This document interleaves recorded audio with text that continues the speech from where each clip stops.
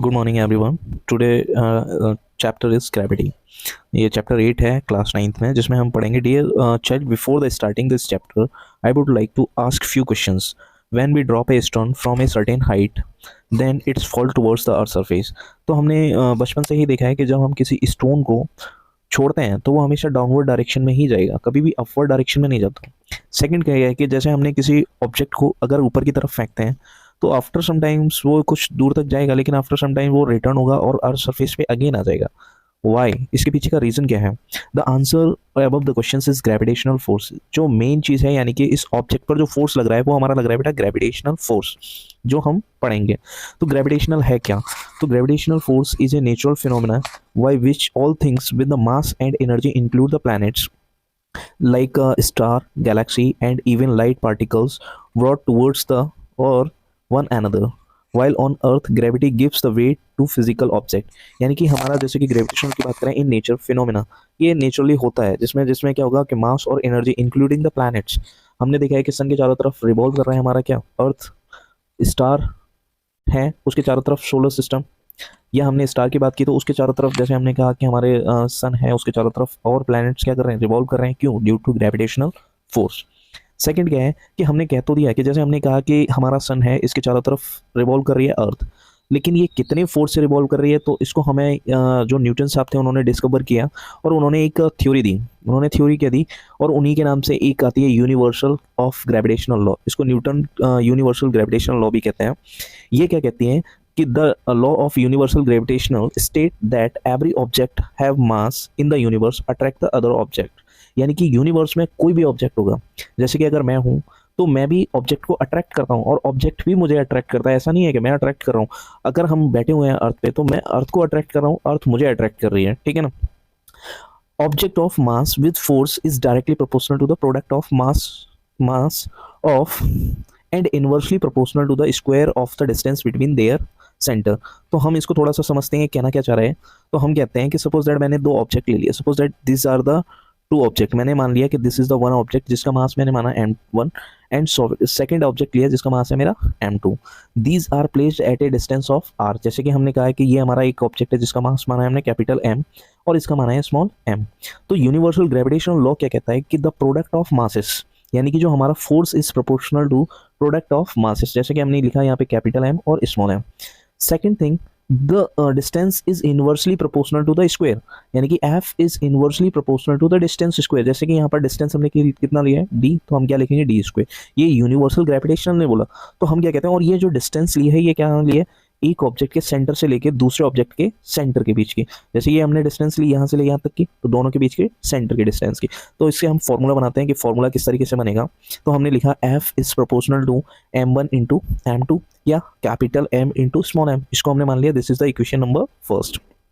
Late mass of small object m, mass of big object is capital M, distance between is d, ठीक है। तो हमने मास यहाँ पर माना था capital M small m and the distance taken from the center to another object, the distance is capital D या small d, ठीक है ना। सेकंड क्या, inversely proportional to the square of the separation between their centres. तो यहाँ से centre के बीच की डिस्टेंस कितनी है d, तो ये क्या होगा f is inversely proportional to d square upon d का होल स्क्वायर। तो यहाँ पर हम क्या लिख सकते हैं, f is proportional to m1 या capital M into small m upon D square. जब हम प्रोपोर्शनली साइन हटाएंगे तो यहाँ पर क्या आएगा बेटा, कांस्टेंट आएगा, जो कांस्टेंट लिखते हैं हम g। तो ये क्या आएगा, m into m upon D square. और यही हमारा क्या होता है बेटा, gravitational constant, where g is the gravitational constant. यहाँ पर g हमारा क्या है, ग्रेविटेशनल कांस्टेंट या यूनिवर्सल ग्रेविटेशन कांस्टेंट। और जो इसकी वैल्यू होती है ये होती है 6.6 इंटू 10⁻⁻11 न्यूटन मीटर स्क्वायर पर केजी स्क्वायर। तो इसको हम अब बात करते हैं कि ये हमारी इसकी ऐसा यूनिट क्या है। तो ऐसा यूनिट को पढ़ने के लिए आप जैसे कि हमने लिखा F is equal to G m into M upon R square. हम इसकी ऐसा यूनिट की बात करते हैं, ऐसा यूनिट कैपिटल G। तो हमने G बराबर कितना हो जाएगा, यहाँ पर इसके नीचे क्रॉस मल्टीप्लाई कर लेता है, तो क्या हो जाएगा F into R square upon F into R square into capital M into small m। मैंने मान लिया R square is equal to D square, दोनों को, या तो मैंने इसके बीच की जो डिस्टेंस लिया वो आर स्क्वायर मान लिया। तो हमें पता है फोर्स की यूनिट क्या होती है, न्यूटन। फोर्स की यूनिट होती है newton, distance is measure in the metre, तो मीटर स्क्वायर अपॉन मास की होती है केजी इंटू केजी। तो क्या हो जाएगा, newton metre square upon KG square. तो हमने यहाँ से यूनिट लिख दी और इसकी ऐसा यूनिट क्या हुई, newton metre square upon KG square, ठीक है। अब हमने कहा कि इसमें क्वेश्चन कैसे बनता है, how does the force of gravitational between the two object change when the distance between them is reduce to half. Okay, हम बात करते हैं कि मैंने एक ऑब्जेक्ट ले लिया जिसका मास मान लिया मैंने m1 है। Second is object is taken a 2 and इनके जो विफेयर डिस्टेंस थी वो r थी, ठीक है ना, मैंने बोल दिया r डिस्टेंस है। When the distance is reduce, तो इनके बीच में पहले ग्रेविटेशनल फोर्स कितना लगेगा, g into m1 into m2 upon r square. When the distance is half then r is equal to कितना हो गया, r/2। तो जब डिस्टेंस हाफ हुई है तो इनके बीच में ग्रेविटेशनल फोर्स बढ़ेगा या कम होगा, तो हम इसको समझते हैं। तो न्यू फोर्स जो लगेगा जब डिस्टेंस हाफ कर दी, जब डिस्टेंस हाफ कर दी तो यहाँ पर ग्रेविटेशनल क्या होगा, g मास तो कांस्टेंट है m1 इंटू m2, और डिस्टेंस इज हाफ तो r की जगह पे क्या लिखोगे आप, r/2। तो r/2 का होल स्क्वायर ये कितना आ जाएगा, g m1 into m2 upon r square upon 4। ये 4 कहाँ जाएगा ऊपर, तो 4 into G into m1 into m2 upon r square. मैं इसको यानी कि जो न्यू फोर्स होगा वो 4 टाइम्स होगा किससे, ओल्ड फोर्स से, यानी कि जो हमारा फोर्स है वो 4 टाइम्स क्या होगा बेटा, इंक्रीज कर जाएगा। अगर हम डिस्टेंस को हाफ करेंगे तो force will be increase in 4 times. Second कह रहा है how does the force of gravitational between the two object change when the distance is reduce to the 3 times. Okay, तो इसमें फोर्स बढ़ेगा कम होगा, तो हमें भी पता है कि इसका फोर्स बढ़ेगा या कम होगा, तो हम इसमें कर लेते हैं कि हमारा जो डिस्टेंस क्या होगा, इसमें 9 टाइम्स क्या होगा, फोर्स इंक्रीज हो जाएगा। सेकंड कह रहा है how does the force of gravitational between the two object the change when the distance between them increase the 3 times. Okay, वो कह रहा है कि पहले हमारी डिस्टेंस r थी, व्हेन डिस्टेंस इज 3 टाइम्स, पहले से 3 टाइम्स बढ़ा दिया, तो हमें भी पता है डिस्टेंस इसकी बढ़ रही है तो दोनों के बीच में ग्रेविटेशनल फोर्स की वैल्यू भी कम होगी। तो हम लेकिन इसको फॉर्मूले से करते हैं, F is equal to G m1 into m2 upon r square, ये ओल्ड फोर्स हुआ। सेकंड थिंग कह रहा है कि जब डिस्टेंस कितनी हो चुकी है 3r, तो न्यू फोर्स कितना होगा, g m1 into m2 upon 3r का स्क्वायर, यानी कि बेटा ये कितना हो गया, g m1 into m2 upon 9 का r का स्क्वायर, यानी कि जो f है तो हम यहाँ पर क्या लिख सकते हैं 1/9 इंटू एफ ओल्ड, यानी कि यहाँ पर जो न्यू फोर्स है वो 9 टाइम्स क्या हो चुका है, डिक्रीज हो जाएगा। जब डिस्टेंस बढ़ेगी तो फोर्स कम होगा, वो कितना टाइम्स होगा, 1/9 टाइम्स कम हो जाएगा, ठीक है ना। तो हमने इससे हम क्या कर सकते हैं, ग्रेविटेशनल फोर्स को मेजर कर सकते हैं। Importance of universal gravitational law, what is the importance, तो इसमें कह रहा है the force that wind us the earth. अगर हमें भी पता है कि अगर हमारे इसमें ग्रेविटेशनल फोर्स नहीं होता तो आज हम मून को हम देख ही नहीं सकते थे, क्योंकि हमारे ग्रेविटेशनल फोर्स के कारण इसके चारों तरफ टाइडली लॉक है हमारा क्या, मून, जो कि रिवॉल्व कर रहा है, the motion of moon around the earth, ठीक है ना। हमारे अर्थ को भी बांध के रखा हुआ है सन से, ठीक है। The motion of planet around the sun, हमारा अगर ग्रेविटेशनल फोर्स नहीं होता तो हम सन के चारों तरफ चक्कर नहीं लगाते। The tides due to moon and sun, हमें भी पता है ओशन के अंदर आपने देखा होगा टाइड्स आती हैं, वेव्स आती हैं, वो किसके कारण, ग्रेविटेशनल फोर्स के कारण। तो ये हमारे इंपॉर्टेंस है, और वैसे भी ग्रेविटेशनल फोर्स के कारण ही हम सर्वाइव कर पा रहे हैं, अदरवाइज हम सर्वाइव करना पॉसिबल नहीं है। अब इसमें आता है, नेक्स्ट आता है केपलर्स लॉ। तो केपलर्स लॉ, साइंटिस्ट थे केपलर, उन्होंने 3 लॉ दिए।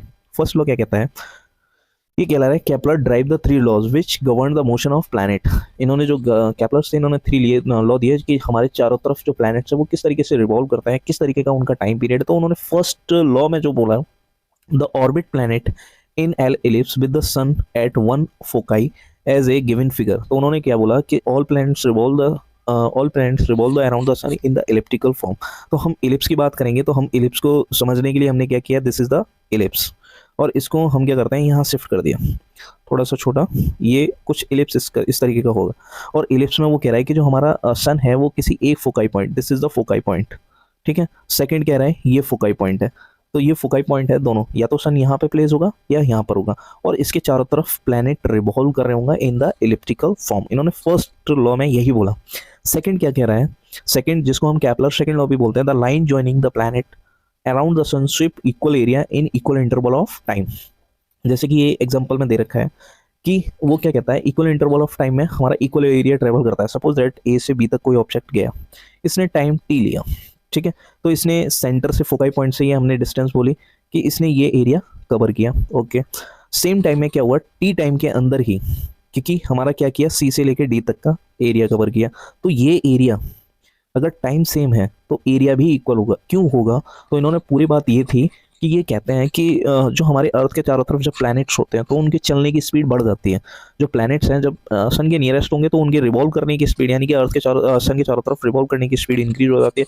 जैसे जैसे प्लैनेट दूर होते हैं वैसे वैसे उनकी स्पीड कम होने लगती है। तो हम इसको थोड़ा सा डायग्राम से समझते हैं। दिस इज द इलिप्स, ठीक है। अब इलिप्स में यहाँ पर होगा, मान लो दिस इज द अर्थ, वो रिवॉल्व कर रही है, तो ये सन के नज़दीक होगी तो इसके चलने की स्पीड इंक्रीज हो जाएगी। जैसे जैसे ये सन के से दूर जाएगी वैसे वैसे इसकी स्पीड कम हो जाती है। मान लो कि ये किसी पॉइंट पर टी टाइम में ए पॉइंट पर थी, और इसने टी टाइम से, क्योंकि यहाँ पर स्पीड कम होगी, तो इसने टी टाइम के अंदर ये डिस्टेंस ट्रेवल की, तो इसके द्वारा जो एरिया किया गया वो ये किया। सेकंड थिंग क्या कि जो अर्थ नज़दीक है सन के, मान लो वो सी पॉइंट है, सी पॉइंट से अब इसने डिस्टेंस ट्रेवल करना स्टार्ट किया, और इसने टी टाइम के अंदर, क्योंकि यहाँ पर क्या स्पीड इंक्रीज होगी तो ज़्यादा एरिया कवर करेगी। मान लो उसने डी डिस्टेंस ट्रेवल की, डी पॉइंट तक टी ये डिस्टेंस चली, तो हमने जब इसको ध्यान से देखा तो ये वाला एरिया ए से लेके ए सी ए सॉरी ओ सी डी, और ये वाला ओ ए बी, ये दोनों एरिया क्या होंगे, C C O D area is equal to A O B. यहाँ पर ये हमारा क्या कहता है, सेकेंड लॉ किसका, केपलर का। थर्ड लॉ क्या कहता है, the cube of mean distance planet from sun is proportional to the square distance of, यानी कि जो इसका डिस्टेंस है R cube is equal to T square, time period के प्रोपोर्शनल होगा। फर्स्ट लॉ हमारा बताता है कि all planet revolve the sun in the elliptical form. Second कहता है कि वो इक्वल इंटरवल में इक्वल एरिया कवर्स करता है। थर्ड कहता है कि अगर हम किसी प्लैनेट्स का टाइम पीरियड फाइंड आउट करना है तो आर क्यू जो उनके बीच की डिस्टेंस है वो टाइम का स्क्वायर होती है। ठीक है ना, ये हमारा सेकंड, ये थर्ड है केपलर्स थर्ड लॉ। अब इसमें हमारी एक्सरसाइज है वो हम करते हैं थोड़ा नेक्स्ट वीडियो में।